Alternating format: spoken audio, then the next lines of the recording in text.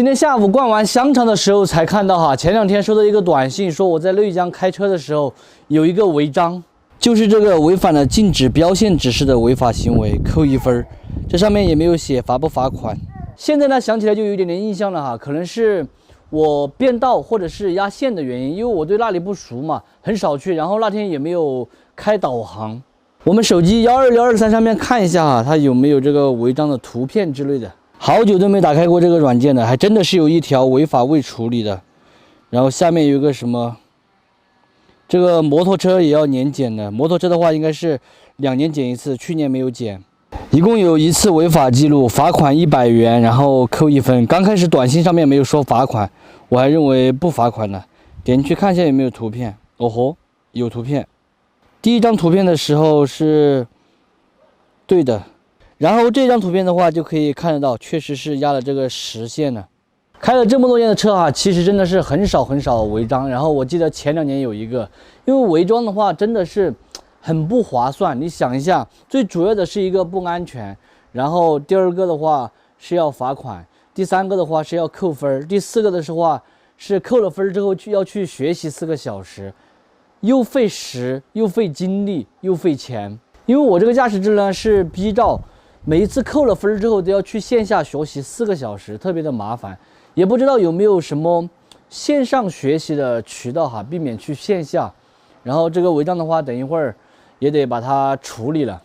其实，在日常生活中哈，我还是很遵守交通规则的，不管是作为行人也好，作为电动车骑行驾驶员也好，还是一个普通机动车驾驶员也好，基本上都是按照交通规则来行驶的。这一次的话，主要是路况不熟悉，然后又没有注意，我想着3条道都是直行道，没有去看地上的实线，我就直接变道过去了。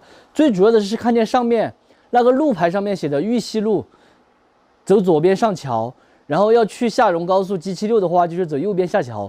但3条道都是直行道，我要去玉溪路嘛，所以我就直接转弯，直接变道过去了。后面又没有车子，在这里呢，就是想跟大家说一下，一定要遵守这个交通规则。扣分罚款的话都是其次，最主要的一个就是安全问题。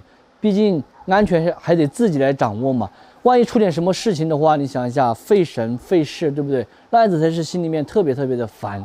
像平时我和老板2个骑电动车，我们都是戴了头盔，然后车子的话有驾驶证、有行驶证、有保险，这些全部都是有的。因为确实有时候走在路上，一不小心分神的话，就有可能会发生那个交通事故。所以说大家不管作为行人也好，还是作为一个驾驶员也好，都应该要遵守这个规则嘛。也不知道我这个违章哈可不可以过几个月再来处理，因为我的驾驶证的话是明年5月份到期，然后分数70嘛。平时的话也没有什么违章，所以说对这方面也不是很了解，不知道大家知不知道哈。还是要给大家再说一次哈，要遵守这个交通规则，违章的话真的是不划算。安全罚款扣分样样都来，包括在路边停车都是一样的。之前我在上一次违章的话，就是在路边停车，是在内江那个河坝街那边，然后也是罚款150，当时扣分没有，我忘了哈。正好今天也做完香肠，在晾晒这里给大家看一下我们的香肠。今天太阳比较好，然后全部都给晒得这种红彤彤的。我们的香肠每一个都有一张身份证，它的日期，然后味道是麻辣。这边日期味道是微辣，这个是青花椒的5香冰糖。今天太阳晒了一天，颜色看起来比较红，好漂亮哦。其实最后晒干过后哈，它的颜色会变来稍微黑一点，因为不可能晒干之后还是红的。你们看这个做的比较早的，颜色就会稍微深一点了。又罚款又得浪费时间去学习，半天香肠又白做了。